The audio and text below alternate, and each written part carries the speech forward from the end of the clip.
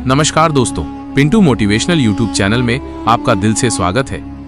दोस्तों, मनुष्य जैसे कर्म करता है वैसा ही फल उसका इकट्ठा होता रहता है। कुछ लोग सोचते हैं कि उनसे बुरे कर्म बन गए तो उनकी सोच यह होती है कि वे आत्महत्या करके इस जीवन को खत्म कर लेंगे तो उन्हें इस दुख से मुक्ति मिल जाएगी। लेकिन ऐसे सोच रखने वाले लोग अज्ञानी होते हैं। वे ये नहीं जानते कि चाहे कुछ भी कर लो, कर्मों का फल तो भुगतना ही पड़ता है। आज की इस कहानी में जानेंगे कि मनुष्य को पूर्व जन्म का भी कर्ज चुकाना पड़ता है। एक समय की बात है, गांव से कुछ दूर एक जंगल में एक महात्मा का आश्रम था। वे बहुत ज्ञानी थे। उनसे लोग दूर दूर से ज्ञान प्राप्त करने आते थे। एक दिन में महात्मा उपदेश दे रहे थे। तभी उनके एक शिष्य ने पूछा, गुरुदेव, मैं ये जानना चाहता हूँ कि मनुष्यों को पूर्व जन्म का कर्ज भी चुकाना पड़ता है और मृत्यु के बाद मनुष्य की आत्मा अपने साथ वह कौन कौन सी चीजें हैं जो साथ लेकर जाती है तथा उन सभी का प्रभाव मनुष्य की मृत्यु के बाद किस तरह से रहता है। महात्मा ने कहा, भंते, आज आपने जो प्रश्न किए हैं वो समस्त मानव जाति के कल्याण हेतु अत्यंत महत्वपूर्ण है। यह सत्य है कि मनुष्य को अपने पूर्व जन्म का कर्ज अवश्य ही चुकाना पड़ता है और मृत्यु के बाद भी कुछ ऐसी चीजें हैं जो आत्मा के साथ में ही रहती हैं और उनका प्रभाव मनुष्य के दूसरे जन्म पर भी पड़ता है। तब शिष्य ने पूछा, गुरुदेव, वो कौन सा कर्ज होता है जो अगले जन्म में चुकाना पड़ता है और वो कौन सी चीजें हैं जो अगले जन्म में भी प्रभाव डालती हैं? फिर महात्मा ने कहा, आज मैं आपको इसी विषय में एक कथा सुनाता हूँ। आप इस कथा को ध्यान लगाकर पूरा सुनोगे तो आपको आपके सभी प्रश्नों के उत्तर अवश्य मिल जाएंगे। आगे महात्मा कहते हैं, एक समय की बात है, किसी नगर में संतोष नाम का एक ब्राह्मण रहता था और उसकी पत्नी का नाम शकुंतला था। वह अत्यंत गरीब घर में जन्मा था, लेकिन वह अत्यंत बुद्धिमान और मेहनती था। जब वो निर्धन था तब उसे धन की अधिक लालसा नहीं थी, लेकिन अपनी मेहनत के जोर पर जैसे जैसे उसके पास धन का संग्रह होने लगा तब वो दिन रात उस धन को बढ़ाने की चिंता में डूबा रहता था। उसकी पत्नी रूपाली भी धन की अत्यधिक लालची स्त्री थी। आप तो जानते ही हैं कि धन की लालसा ऐसी होती है जो बढ़ते धन के साथ साथ बढ़ती ही जाती है। संतोष अब ऐसा सोचता था कि काश उसे कोई ऐसी युक्ति मिल जाए जिससे कुछ ही दिनों में धन में हजारों गुना बढ़ोतरी हो जाए। पहले वो धन को चंचल और हाथ का मैल समझता था और कहता था, धन का क्या है, वो तो हमेशा आता जाता रहता है। लेकिन तब वो मूर्ख था। अब उसकी आंखें खुल गई थीं और वो धन का अत्यधिक संग्रह करने लगा। उस धन से दान धर्म आदि करने लगा तथा वह साधु और मेहनतों की सेवा में लगाता था। पहले उसकी ईश्वर में बड़ी ही श्रद्धा थी, किंतु समय बीतने के साथ साथ धन के लालच की भड़कती हुई ज्वाला ने उसके अन्य सभी सद्गुणों को भी जला दिया। धन की लालसा ने उसकी अंतरात्मा को हमेशा के लिए नष्ट कर दिया। पहले जब भी संतोष के द्वार पर कोई साधु महात्मा आते तो उसका मुख फूलों की तरह खिल उठता था, परंतु अब आदर सत्कार के समय मुख पर निराशा और मायूसी ही रहती थी। एक बार की बात है, संध्या का समय था। संतोष के द्वार पर एक साधु आकर रुके और बोले, हे पुत्र, मैं एक यात्री हूँ और आगे हरिद्वार को जाना है। आज की रात बिताने के लिए साधु को स्थान मिल जाए तो अच्छा होगा। मैं बड़ी ही आशा से आपके द्वार पर आया हूँ। उस साधु का मुख संतोष की मूर्ति था, आंखों में अमृत और मुंह में शहद सी मिठास, जिस कारण से संतोष का हृदय भक्ति भाव से भर गया। वह उन्हें प्रणाम करते हुए बोला, जरूर महात्मा जी, आपकी सेवा करना तो मेरा परम धर्म है। तब वे साधु मुस्कुराते हुए कहते हैं, बेटा, आजकल के समय में तुम्हारे जैसे भक्ति भाव वाले पुरुष बड़ी मुश्किल से ही मिलते हैं। इस संसार से धर्म का भाव ही जैसे उठ गया है।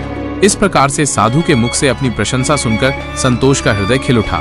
उसको ऐसा प्रतीत हुआ मानो उसे स्वर्ग में ही स्थान मिल गया हो। उसके होठों पर शब्द आ ही गए थे, लेकिन उन्हें दबा दिया और उनसे कहा, महाराज, अगर हम आप जैसे संतों की सेवा नहीं करेंगे तो इस मानव जीवन का क्या लाभ। ऐसा कहते हुए संतोष उन महात्मा को अपने घर के अंदर ले गया। जब उन्होंने घर में प्रवेश किया तब संतोष ने उनके स्वागत सत्कार में कोई कमी नहीं छोड़ी। खाने के लिए स्वादिष्ट भोजन बनवाया, नाना प्रकार की मिठाई बनवाई। उसके बाद दाल और सब्जियों में इतना घी डाला जैसे नदी की धारा में जल बहता है। भले ही संतोष उन महात्मा को इतने पौष्टिक आहार देने के पक्ष में नहीं था, लेकिन महात्मा की बातों में कुछ ऐसी शक्तियां थीं कि उसके वर्षों पुराने विचार चंद पलों में बदल गए। जैसे सूखी धरती पर एक दिन की बारिश से हरियाली छा जाती है। इस भक्ति भाव से महात्मा का दिल खुश हो गया। रात भर बातें होती रही, ज्ञान और भक्ति की चर्चाएं चलती रही। अंत में संतोष ने पूछा कि महात्मा जी, आप साधु कैसे बने? साधु ने हंसकर उत्तर दिया, बेटा, बुढ़ापा आ गया है, अब क्या सारी उम्र गृहस्थी में ही फंसा रहूंगा? कुछ हरि भजन भी तो करना चाहिए।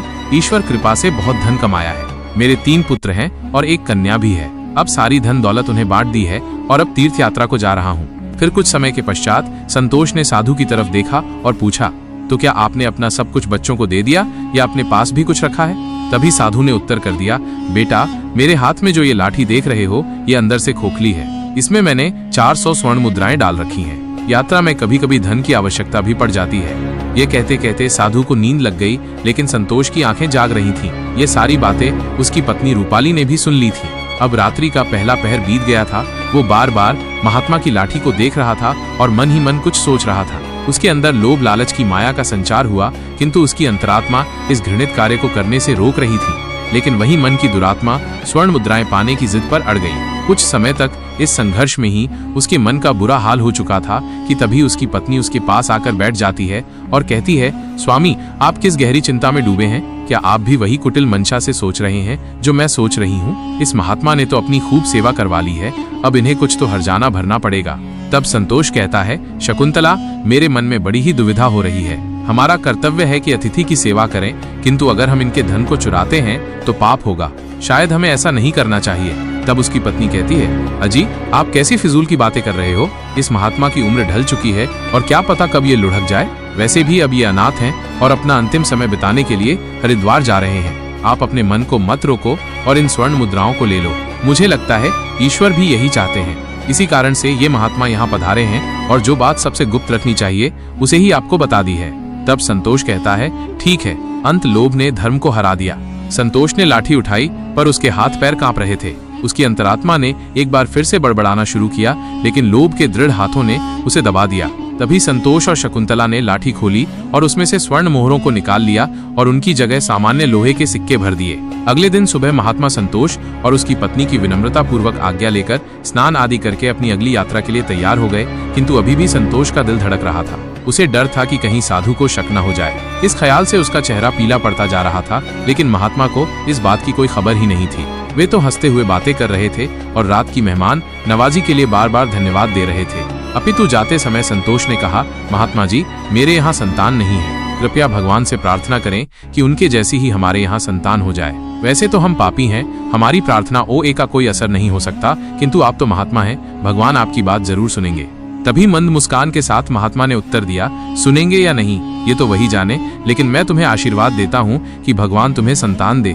इतना कहकर वे महात्मा वहां से चले गए। अब जैसे संतोष के सिर से एक बड़ा बोझ हट गया था। उसे ऐसा लगा जैसे महात्मा के जाने के साथ ही उसके दिल से एक पत्थर हट गया हो।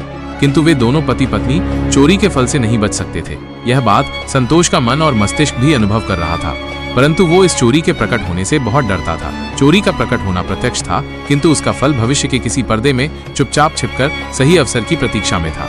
मनुष्य वर्तमान समय के सामने भविष्य की परवाह नहीं करता है। वहीं दूसरी ओर जब वो महात्मा हरिद्वार पहुंचे तो उनका हृदय अत्यंत प्रसन्न हो गया। यहाँ साधु संतों को देखकर ऐसी प्रसन्नता हुई मानो उन्हें सभी देवताओं के साक्षात दर्शन हो गए हों।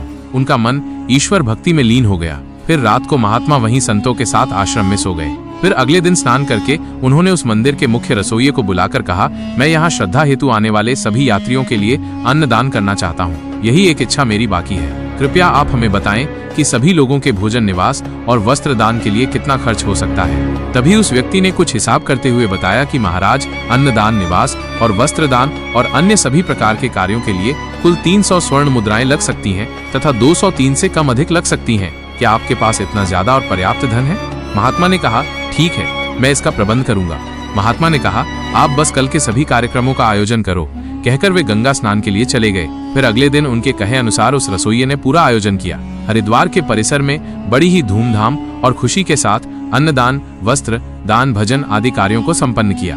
वहां मौजूद सभी लोग देखकर खुशी से कहने लगे, महात्मा स्वयं गरीब होकर कितने उदार हैं और जिनके पास धन की कोई कमी नहीं होती वे व्यर्थ के दिखावे में लुटा देते हैं, परंतु धर्म की राह पर एक कौड़ी भी खर्च नहीं करते। यह एक नेक दिल मनुष्य है जिसने अपना धर्म समझा और धर्म के सामने धन का मोह नहीं देखा। अपनी प्रशंसा सुनकर महात्मा की खुशी का कोई ठिकाना न रहा। उनका हृदय आनंद से प्रसन्न हो रहा था, किंतु दूसरी ओर उसका भाग्य रो रहा था। जब संध्या हुई, महात्मा ने अपने कमरे का दरवाजा बंद किया और लाठी को खोलकर देखा तो लाठी के अंदर लोहे के सिक्कों को देखकर उसका हृदय कांप गया। उसे ऐसा प्रतीत हुआ मानो वह कोई भयानक स्वप्न देख रहे हो। उसे अपनी आंखों पर यकीन नहीं हो रहा था। वो चाहते थे कि ये स्वप्न जल्द से जल्द टूट जाए, पर यह कोई ऐसा स्वप्न नहीं था जिससे नींद खुल जाए। उसने बार बार अपनी आंख मलमल कर देखा, पर सिक्के वहीं थे लोहे के। अब उस महात्मा को थोड़ी ही देर में रसोइये को हिसाब करके उनका धन लौटाना था। उसने सोचा, अब क्या होगा? अपमान की छवि उसकी आंखों के सामने खींच गई। वह कहने लगा, हे प्रभु, आप मुझे क्षमा करें। महात्मा कांपते हुए खड़े हो गए। उन्हें अपमान का ख्याल अपमान से भी ज्यादा डरावना लग रहा था। अब उनमें इसे सहन करने की शक्ति नहीं थी। वे कुछ देर तक सोते रहे और उन्होंने अचानक से दरवाजा बंद कर लिया और साथ ही उम्मीदों के द्वार भी बंद हो गए। महात्मा ने चारपाई की रस्सियों को निकाला और उन्हें छत से लटका दिया। अब मौत दरवाजे पर खड़ी थी कि तभी महात्मा की अंतरात्मा ने उपदेश दिया, दिमाग ने भी सलाह दी कि ये तुम क्या कर रहे हो? आत्महत्या सबसे बड़ा निंदनीय कर्म है, ऐसा मत करो।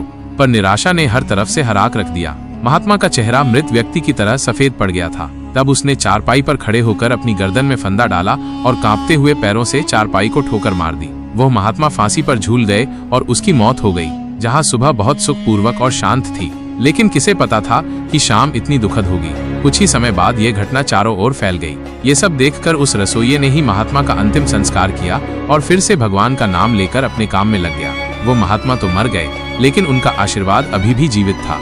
1 साल के भीतर ही वो चोर ब्राह्मण संतोष के घर में एक पुत्र का जन्म हुआ। इस अवसर पर संतोष ऐसे प्रसन्न था मानो सारे संसार का धन उसे मिल गया हो। अब तो अंधेरे घर में प्रकाश छा गया था। उसके पैर धरती पर ना पड़ते थे। उसने बालक का नामकरण संस्कार बड़ी ही धूमधाम से किया। इस उत्सव के अवसर पर एक नगर भोज दिया गया। उस दिन संतोष ने अपनी सारी जिंदगी की कंजूसी निकाल दी और धन को पानी की तरह बहाया और बालक का नाम संकेत रखा गया। संकेत बहुत ही सुशील और भगवान का उपासक बालक था। उसकी तीक्ष्ण बुद्धि देखकर आश्चर्य होता था। लोग कहते थे कि ये कुल का नाम बढ़ाएगा। संतोष ये सुनकर फूला न समा आता था। इसी प्रकार 5 वर्ष बीत गए। संकेत शिक्षा ग्रहण करने हेतु आश्रम में गया। वहाँ भी उसके गुणों का विकास होने लगा। वो हमेशा अपनी कक्षा में प्रथम आया करता था। संतोष ये देखकर ईश्वर को धन्यवाद करता था। लेकिन कभी कभी जब उसे उस महात्मा के साथ अपने दुर्व्यवहार की याद आती तो उसके दिल में चुभन होती और उसकी आत्मा पर एक अनजाना सा डर छा जाता था। उसे बार बार अपने ऊपर गुस्सा आता था। वो अक्सर मन ही मन दुखी होते रहता और मन ही मन कहता कि मेरी बुद्धि कैसी खोटी थी, मैंने ऐसी मूर्खता क्यों की। लेकिन बीता हुआ समय उसके हाथ में नहीं आ सकता था। उसने स्वर्ण की 400 मोहरों को एक लाल वस्त्र में बांधकर संदूक में रख दिया और ये निश्चय किया कि वो उस महात्मा को वापस दे देगा। फिर उसने महात्मा की खोज शुरू कर दी। कई लोगों को भेजा, लेकिन वह उस महात्मा तक नहीं पहुंच सका। इतना समय बीत गया कि अब संतोष उस घटना को भूल गया, परंतु स्वर्ण मुद्राएं अभी भी एक लाल वस्त्र में लिपटी हुई उसी संदूक में पड़ी थी।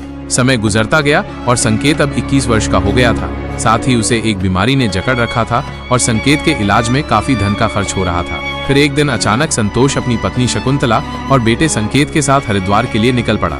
वहां पहुंचकर वे एक आश्रम में रुके। वहां संतोष को पता चला कि उनके बेटे संकेत का व्यवहार साधुओं जैसा हो रहा है। उसके अंदर वैराग्य आ रहा है। वो दिन रात साधुओं के डेरे में समय बिताता और जब भी किसी दीन दुखी या गरीब को देखता तो उसकी मदद करता था। इसे देखकर संतोष बहुत परेशान होता था, पर वो कुछ कर नहीं पाता था। संकेत उसकी इकलौती संतान थी। उसका मुख देखकर संतोष का क्रोध शांत हो जाता था। वो बहुत सोचता था, परंतु संकेत के इस स्वभाव का कारण उसे समझ में नहीं आता था। फिर दूसरे दिन संध्या के समय संतोष भजन कर अपने आश्रम की तरफ लौट रहा था कि रास्ते में एक बूढ़ा आदमी उसे रोता हुआ मिला। तब संकेत ने आश्चर्य से पूछा, भाई रोते क्यों हो? तब वो बूढ़ा आदमी कहने लगा, बेटा क्या कहूँ, कहते हुए लज्जा आती है। अगर तुम जानना ही चाहते हो तो सुनो, मैं गंगा जी में डूबकर अपना जीवन समाप्त करने जा रहा हूँ, क्योंकि मुझे व्यापार में घाटा हुआ है और मेरे सिर पर बहुत सारा कर्ज है। संकेत कहता है, पर यह तो छोटी सी बात है। उस बूढ़े व्यक्ति ने अजीबोगरीब नजरों से संकेत की ओर देखते हुए कहा, मुझे अपना कर्ज चुकाना है, नहीं तो मेरे पास आत्महत्या करने के अलावा कोई विकल्प ही नहीं है। तब संकेत कुछ देर तक चुप रहा। यह मौन उस दुर्भाग्यशाली बूढ़े व्यक्ति के लिए एक उम्मीद बन रहा था। उसके आंसू थम गए और फिर संकेत ने पूछा कि महाराज, आपको कितने धन की आवश्यकता है? कृपया आप हमें बताएं। दोस्तों, जब इंसान निराश हताश होता है तब उसे हर कदम पर उम्मीद नजर आती है। उस बूढ़े व्यक्ति ने हिसाब लगाकर जवाब दिया और कहा कि मेरे सिर पर लगभग 400 स्वर्ण मुद्राओं का कर्ज है। संकेत फिर से कुछ देर के लिए चुप रहा। फिर उसने कहा, महाराज आप चिंता मत करो, आप बस इसी गंगा के तट पर मेरी प्रतीक्षा करो। मैं बस अभी वापस आता हूँ। आपके लिए मैं कहीं से धन का संग्रह करके लाता हूँ। तब बूढ़े आदमी ने कहा, बेटा यहीं पास में ही मेरी एक धर्मशाला है, तुम वहीं आ जाओ। उसी समय संकेत भागते हुए वापस आश्रम में आ पहुंचा। उस समय उसके हृदय में हलचल सी मची हुई थी। उसका चित्त व्याकुल था। वो चाहता था कि जितनी जल्दी हो सके बूढ़े बाबा का संकट दूर कर दे। उसे दिव्य शक्ति ने विश्वास दिला दिया था कि इस बूढ़े बाबा की सहायता करना मेरा धर्म है। वह एक विशेष भावुकता के साथ अपने आश्रम पर पहुंचा। तब उसके माता पिता कहीं बाहर गए हुए थे। अब संकेत का रास्ता साफ हो गया था। उसने संदूक पर जो ताला लगा हुआ था उसे एक पत्थर से तोड़ दिया। फिर संदूक को खंगालना शुरू कर दिया। निराशा ने अपनी जगह बना ली थी, लेकिन आशा ने बंधन बांध दिए थे। तभी अचानक आशा की एक किरण नजर आई। संकेत के हाथ में वह लाल वस्त्र आ गया। उसने उसे कांपते हाथों से खोला और उसका दिल कमल की तरह खिल उठा। उस रुमाल में पूरी 400 स्वर्ण मुद्राएं थीं।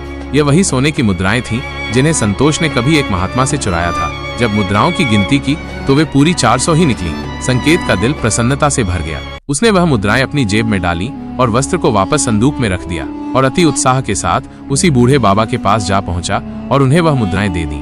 दोस्तों, हर व्यक्ति को पूर्व जन्म का कर्ज चुकाना ही पड़ता है। ये बूढ़े बाबा वही रसोइये हैं जिन्होंने उस महात्मा का अन्नदान और भंडारे का आयोजन किया था, किंतु उनके आत्महत्या करने के कारण इनके ही धन की हानि हुई थी। और संकेत वही महात्मा है जो संतोष के घर में जन्म लेकर अपना कर्जा चुका कर मुक्त हुआ है। दोस्तों, अब आगे सुनो। होनी को कुछ और ही मंजूर था। जब संकेत वापस लौटा तो उसके मन में एक अनोखी शांति थी, मानो क्योंकि उसका जन्म इसी कार्य को पूर्ण करने हेतु हुआ था। अब उसकी बीमारी ने उसके ही प्राणों की आहुति ली। वहीं जब दूसरे दिन सुबह ये बात संतोष और शकुंतला को पता चली कि उनका पुत्र मृत्यु को प्राप्त हो चुका है, तो इस दुख के कारण उनका हृदय अत्यंत पीड़ा से भर गया और निराशा के साथ उन्होंने भी अपने प्राणों को त्याग दिया। जब उन तीनों की मृत्यु हुई तो उसी रसोइये ने उनका अंतिम संस्कार किया। जब उन तीनों की आत्माओं को यमराज के दरबार में लाया गया, तब यमराज ने संकेत को स्वर्ग में भेज दिया। वहीं दूसरी ओर संतोष और उसकी पत्नी शकुंतला को घोर नरक में डाल दिया। तत्पश्चात उन दोनों को ही अपाहिज बनाकर धरती लोक पर कुत्ते के रूप में जन्म देकर वापस भेज दिया। दोस्तों, जो भी मनुष्य अपने जीवन में कर्ज नहीं चुकाते हैं, उन्हें जन्म जन्मांतर तक कष्ट भोगने पड़ते हैं। इसीलिए मनुष्य को किसी भी प्रकार के एहसान और कर्ज को चुकता करना चाहिए। दोस्तों, महात्मा आगे कहते हैं, हे भंते, आपके दूसरे प्रश्न के अनुसार मृत्यु के पश्चात भी 5 ऐसी चीजें हैं जो शरीर का साथ नहीं छोड़ती हैं और मृत्यु के पश्चात भी उस आत्मा के साथ ही रह जाती हैं।